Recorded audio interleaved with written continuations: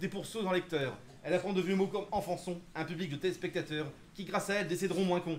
Qui, dans nos cerveaux, fait sauter des bombes, c'est Amélie Nothomb. Chaque année à la rentrée littéraire, elle répond présente au rendez-vous. Toujours fidèle, toujours régulière. Rien que pour ça, on lui cherche des poux. Mais ses détracteurs ne l'ont jamais lu. Ceux qui ont pris la peine d'ouvrir ses livres admettent que son succès n'est pas indu et que plus d'un de ses romans les enivre. Qui nous apporte du bonheur en trombe, c'est Amélie Nothomb. Si son nom signifie sans sépulture, c'est qu'il déborde d'appétit de vie. Le champagne, les parfums à la lecture, pour justifier l'existence, ça suffit. Sa réputation n'est pas usurpée, elle répond vraiment à son courrier. Et ses lecteurs, elle sait bien les aimer, je jure que je peux en témoigner.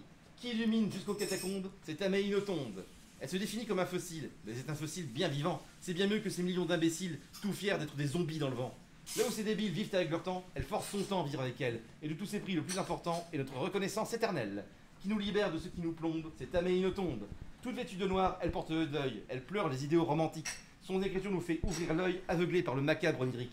Toi qui violentes la réalité pour qu'elle se conforme à tes fantasmes, tant pis pour tes démons de pureté, ils seront contrecarrés sans un spasme.